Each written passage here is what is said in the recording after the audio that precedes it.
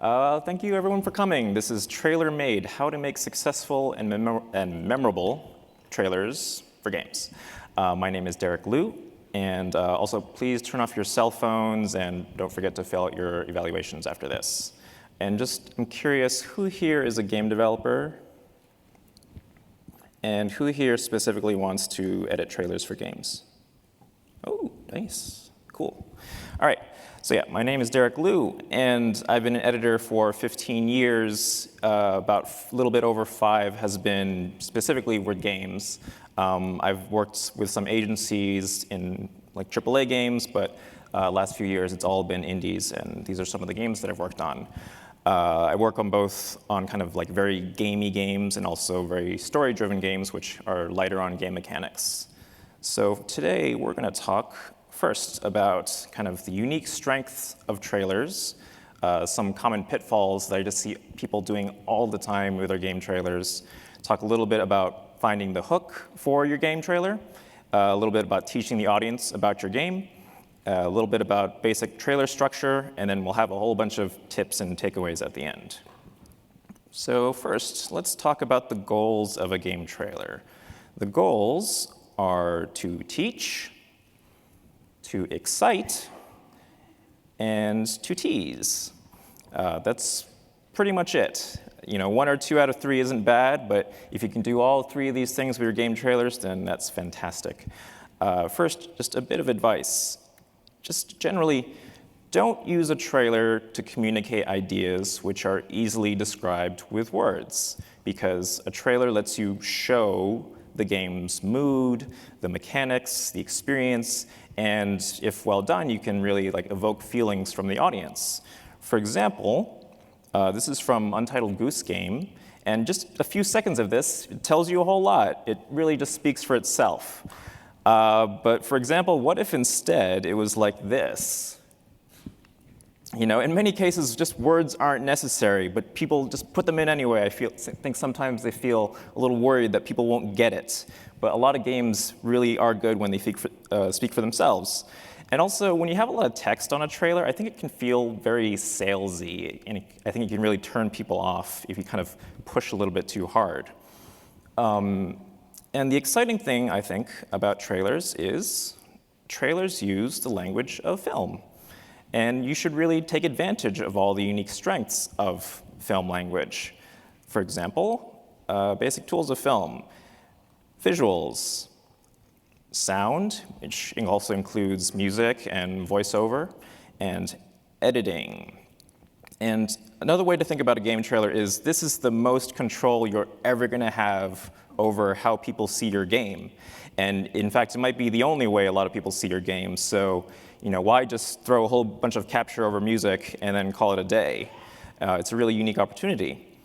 Another thing that I need to say is a trailer is not a montage of random clips. The order that you put things in, it really, really matters. You know, if you have 2 shots, each of them will have their own individual meaning, but you cut them together, then you create a 3rd meaning. And that's really powerful.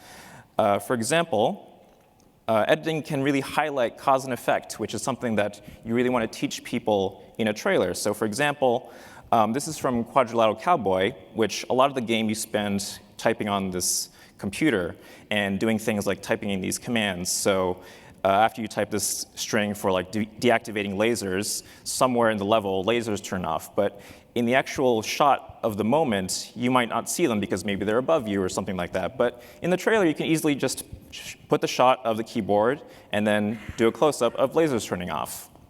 You know, you don't have to be totally adhering to exactly what the game looks like. You can just do things like this to draw attention to how the game works.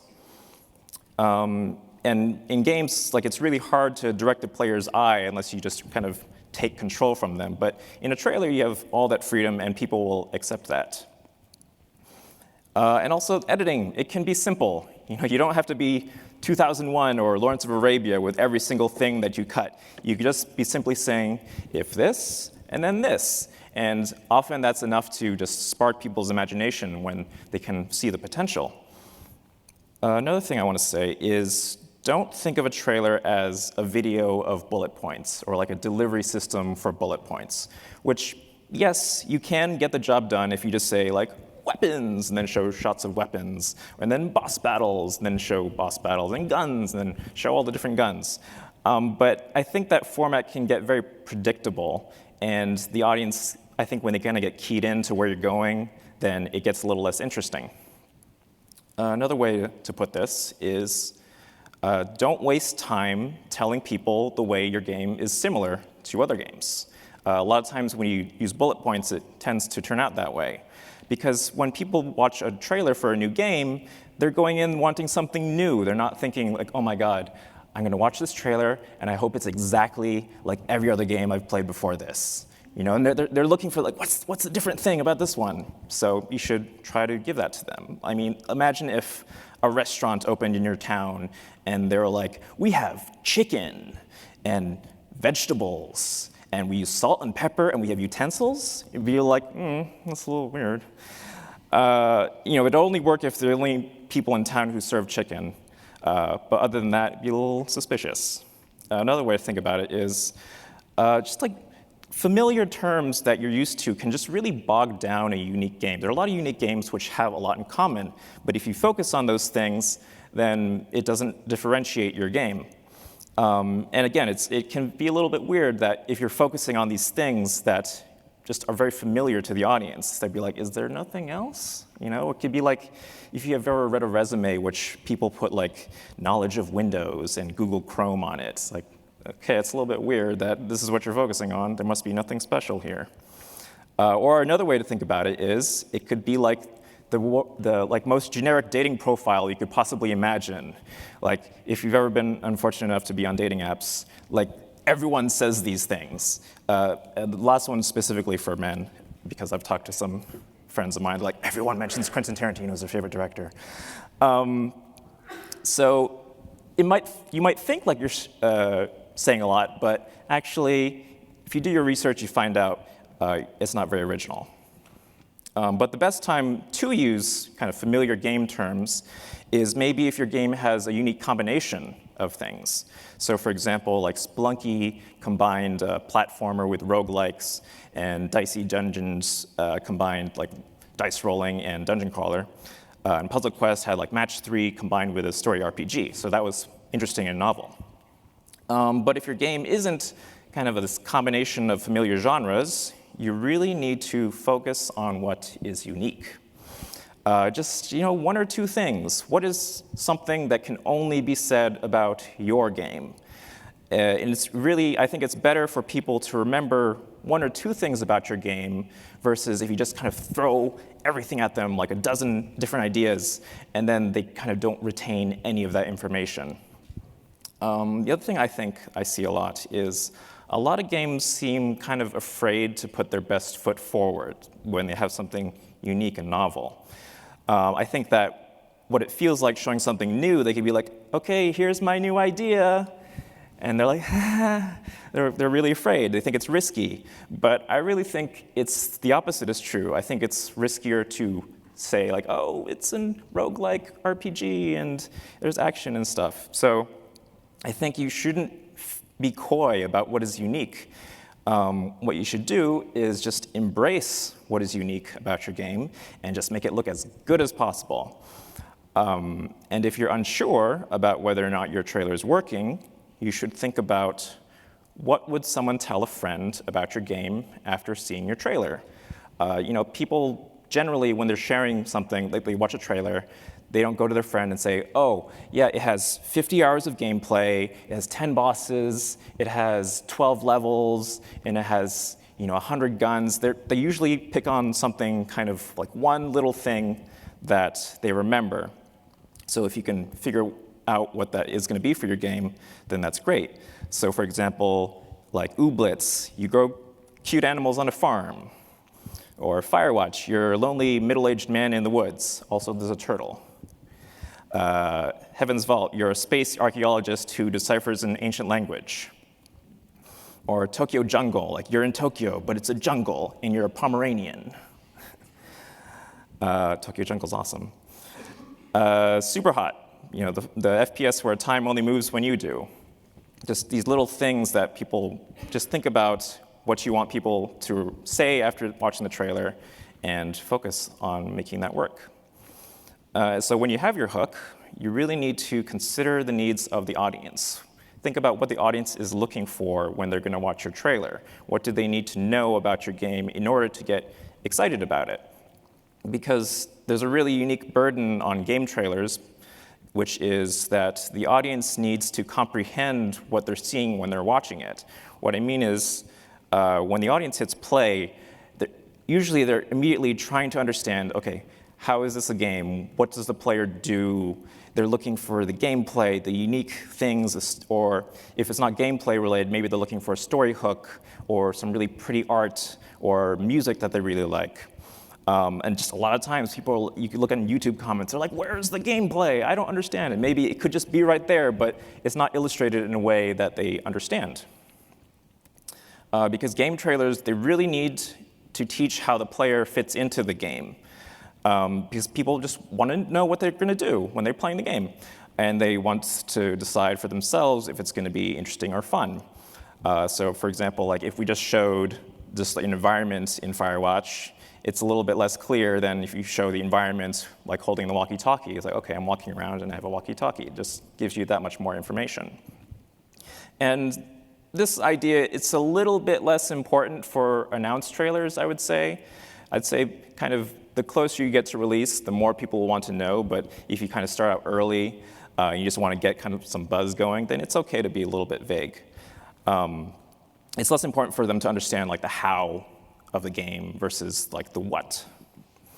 But it's also just good to think of a game trailer like a tutorial. Just like when you're playing a game, the tutorial doesn't start with the most complicated ideas. You start simple, and then you kind of escalate, because, again, the trailer has to teach what's going on, so then people can get excited about the potential of when the mechanic gets turned on its head and all that. So for example, like from Super Mario Odyssey here, in one of their trailers, first they show Cappy, and then they show Mario just kind of throwing Cappy and just doing all this basic platforming stuff. And then they kind of take this moment here where they make a really, really big point of this one mechanic. They spend all this time where he like goes into the frog, is this alternate dimension, and then after this, it's like, oh man, this is a thing you can do. And then they start exploring all these different possibilities, and then hopefully at this point, you're like, oh my god, what could Mario throw his hat at? It could be this, it could be this, and then poof, So it's important for certain ideas to just get introduced early. Especially new and novel mechanics, you really need to build that knowledge. Because if they can't understand, then that means that they're just trying to understand the entire time, which means they're just missing everything you're trying to throw at them because they don't have the context to know what's going on.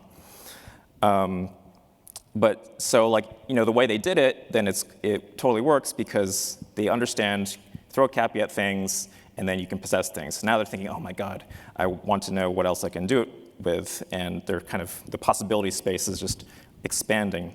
Which this sounds very, very basic, but I've seen a lot of trailers where they put this important information in the middle or late in the trailer.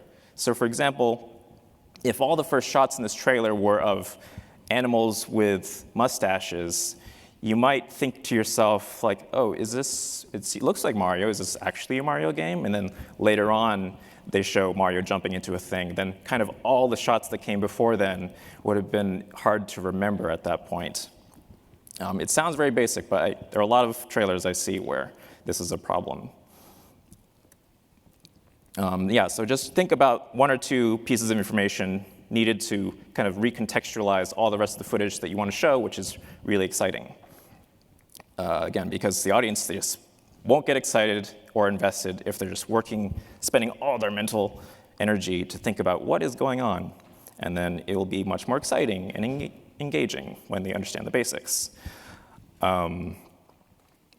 Just imagine if there was a trailer for Portal where all the first shots were walking and running and on jump platforms and going through doors, and then later on they showed the portal. It's like, it doesn't really make sense because people don't need all that information at the beginning. So they have the portal at the beginning, and then after that, they start thinking about, oh my god, I could shoot there, and I could do this sort of thing. Basically, you want the audience to see the game's potential and understand the possibilities. And then when they get really excited, like, oh my God, and then when I get the game, I could do this, and I could do this, I want to play it, you know? So let's talk a little bit about basic trailer structure. This is all about pacing. Pacing is hard, but so here we have this graph where the bottom is time, and the other is intensity. And intensity could mean several things, but I just generally mean like how exciting is the trailer at that moment.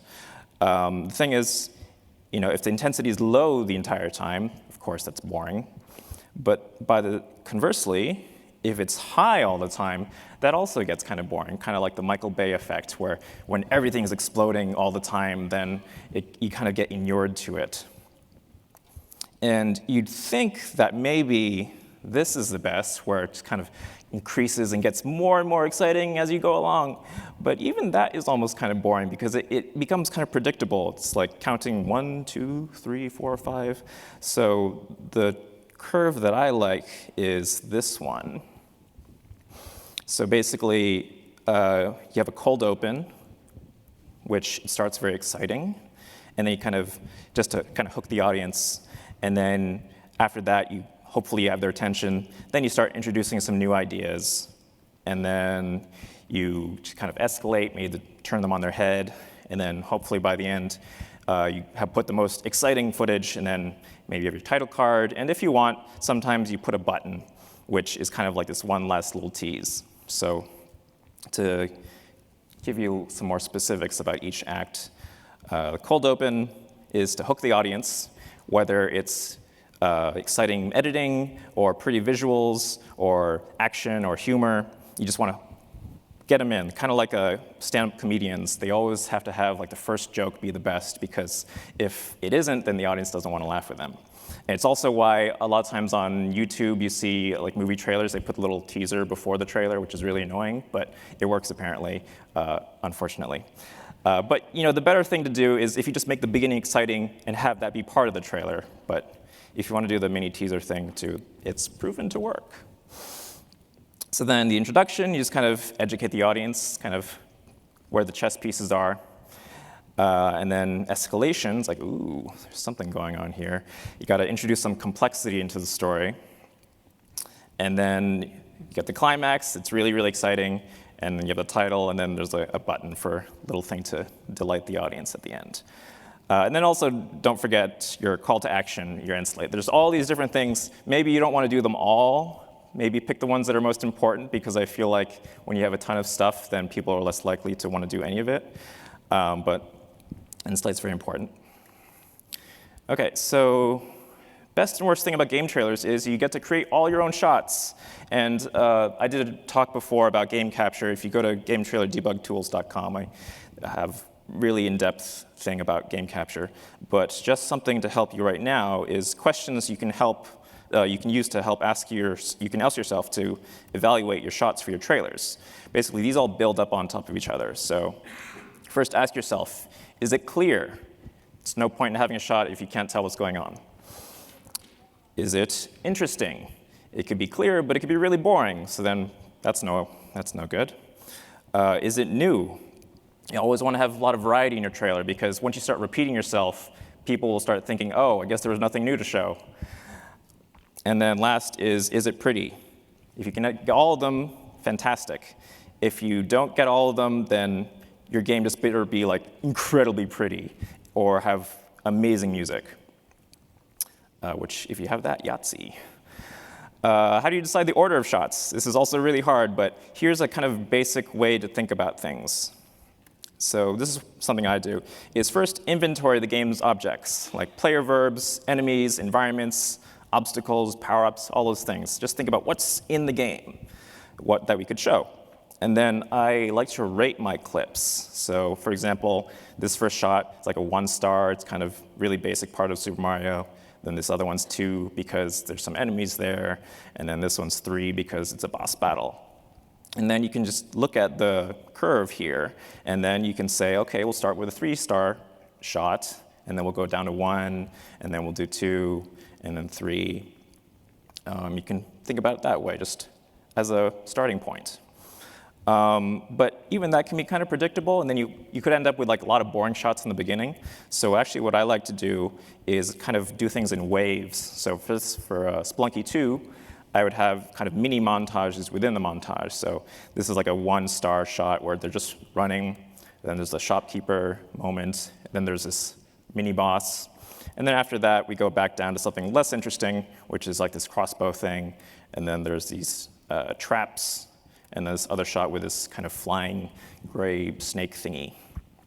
And then you could imagine, like on the graph, in waves, 1, 2, 3, 1, 2, 3. It's like music. All right, let's get into some tips and takeaways. Again, focus on what's unique. Find the hook, and really focus on the hook. If there's time, then I'd say it's fine to put in other things that people will find familiar, but not at the expense of showing what's unique. Again, let the game speak for itself. A narrator that says, like, this is a cool game, doesn't make the game seem cool. And it's like a car salesman, basically, in the trailer saying, check out this game, it's so cool. If you do want to have a narrator, something I like when people do is when they put the narrators kind of in universe, where it's like they're a character in the game, so it feels a little bit more like the game is talking for itself instead of like they hired a trailer person to be like, I'm the hype man, Again, is it clear? Is it interesting? Is it new? And is it pretty? Next, get good music. Music and art style are the most important part of the trailer, but music especially. Like I've seen a lot of trailers where I can see that they really didn't mind just mixing the music way down until it was completely inaudible, which means the music wasn't good enough, so why'd they use it? If you look at a lot of top 10 game trailer lists, a lot of them, like they're not really reinventing the wheel, but they all have amazing music. So people say, oh God, this is the best trailer ever, like Mad World and Gears of War. Another thing is listen to trailer music for inspiration. There's a lot of companies that work with like movie trailer companies that make music specifically for trailers. And I mean, it's not royalty free. It's always like individual license per use, but a lot of people upload it to YouTube. And if you just look up trailer music, you'll find a lot where they basically build in the pacing of a trailer into those tracks, where they like build in like the stop down moment, and then they resume, and it's like a second climax. So it's a good kind of cheat sheet for thinking about trailer structure. Put things in sync. People like when stuff is cut on the beat. It's just fun to watch. How you do it is up to you. Some people like to put the cuts on the beat. I like to put the actions on the beat. It kind of goes back and forth, but it's all personal preference. But it's fun.